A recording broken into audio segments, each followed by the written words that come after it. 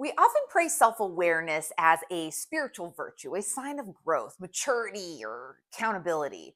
But what happens when our self awareness is lopsided? When it only shines a spotlight on our flaws, our failures, or our shortcomings? Is this really self awareness or is it shame wearing yet another mask? I thought being self aware meant constantly noticing all of the ways I was falling short, how I spoke too harshly, how I overstepped, how I was falling short of certain goals, ways I maybe self sabotaged myself. This felt like growth because I was owning my flaws. I thought that if I could name every one of my shortcomings, that made me self-aware, that made me responsible, mature, and like on the pathway to being better. Like doing this is how I get better, right? But here's the truth, that wasn't self-awareness, that was shame wearing yet another mask, and it tormented me for years. I am not immune to it even now, but I know about it and I mostly catch it very quickly. And then I use a tool that I'm going to teach you all how to do that really works. This tool will rewire the brain and the nervous system by teaching us how to move safely between different states. In this episode, I am breaking down the difference between genuine self awareness and shame based self criticism.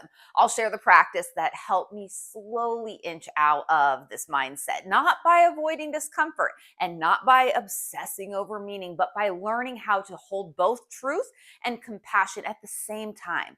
This is a neurologically transformative practice, and I am going to teach you how to do it. So let's do this.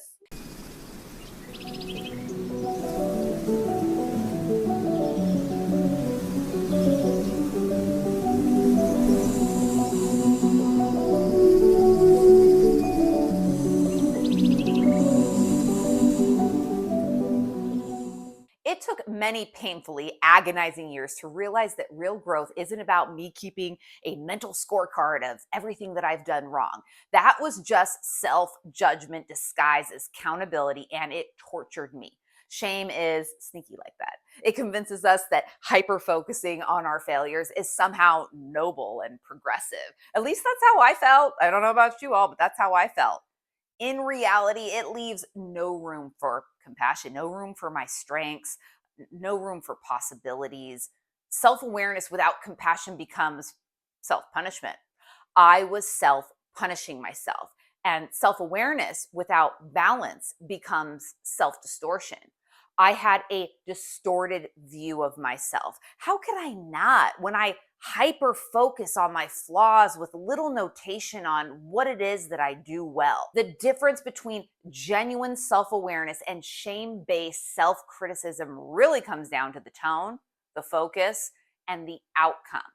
So, genuine self awareness has a curious, balanced voice. It sounds like, okay, I noticed I got really defensive in that conversation. Why did that happen? What can I learn from that? It sees the pattern without attacking the person. Shame-based self-criticism, on the other hand, has a really harsh voice. It sounds more like, I can't believe I did that. I'm such an idiot. I always mess this up.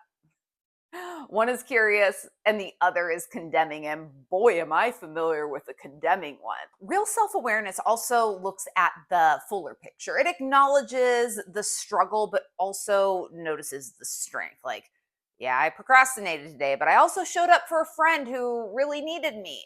Shame doesn't do that. Shame doesn't do that at all. Shame zooms in only on the flaws and builds a running list of failures while completely ignoring the ways we show up well. The outcome from genuine self awareness versus shame based self criticism is completely different. Self awareness leads to growth, it gives us clarity, perspective, and the option to respond differently next time. Shame leaves us stuck. Shame left me stuck. It makes us want to hide, lash out, or spiral into self doubt, which I go into depth about in one of my other YouTube episodes titled The Truth About Perfectionism. True self awareness is holistic, it holds both the shadow and the light. It acknowledges the pattern that needs healing, but also honors the strengths that has carried us through.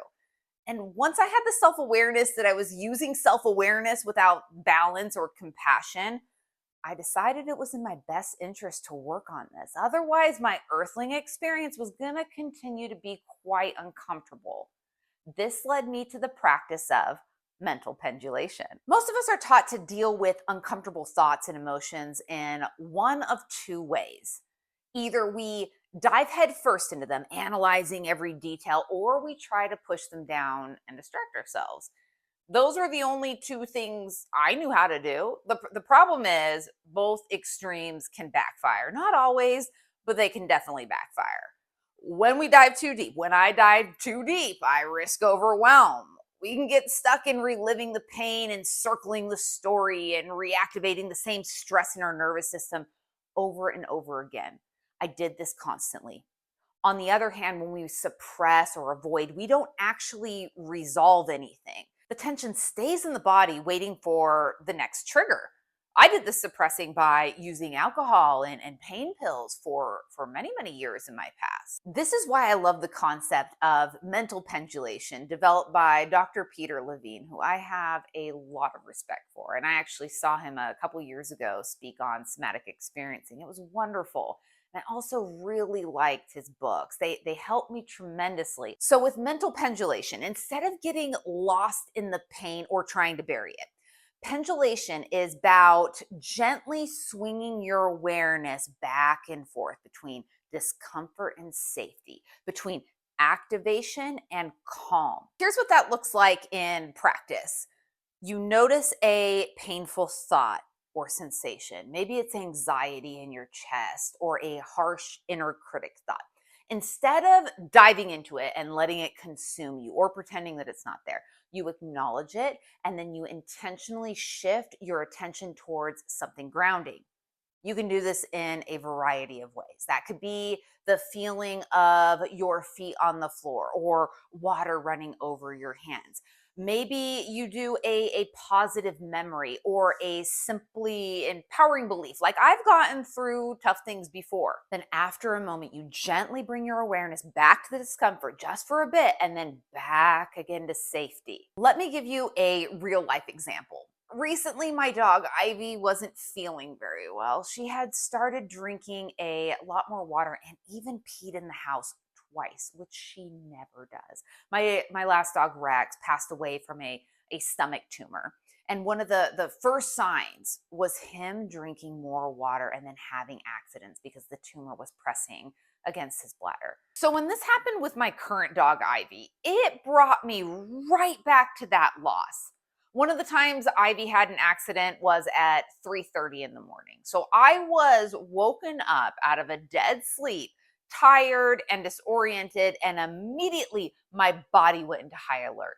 I could feel the fear racing through me, and my thoughts jumped straight to, oh my God, she's dying. My defenses were low because I'm not somebody who does great being woken up suddenly, especially to something stressful. That's not like my strong suit. This is where mental pendulation came in handy. I immediately noticed the tightness in my chest and in my throat. I get it right here. That's where that's where the fear was sitting in my body. That's where fear is often sitting in my body. Not always, but often. But then I noticed that my feet actually felt calm, cozy even. So I practiced shifting my awareness back and forth between my chest and then my feet, going from fear to safety, tension to calm. And when the thought popped up again, she's dying, I gently reminded myself accidents don't mean death automatically, right? Like dogs, just like people, sometimes get sick and go through things that aren't catastrophic. This could be a bladder infection or a UTI, common stuff.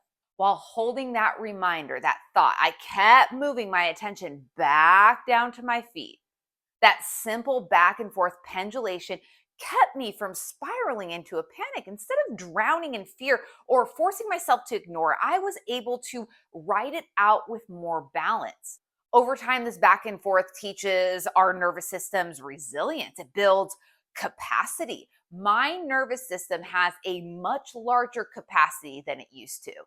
You learn that you can touch the pain without drowning in it, without letting it consume you. You can acknowledge the discomfort without letting it run the show, take you over. And the more you practice, the easier it becomes to regulate your emotions in real time without collapsing into overwhelm or numbing out. When you start practicing that balance, you stop seeing yourself as the sum of your mistakes. You can see the whole picture. And that's where real growth for me actually happened. Not from shame, but from compassion. Today, a big part of my work is just simply getting better at self compassion. Here's my challenge for this week. When shame sneaks in, disguised as self awareness, try pendulation. Go back and forth, flaw to strength, pain to safety, shadow to light. See what shifts. And I'll be right here practicing alongside of you. Let me know how it goes. And as always, have a good week.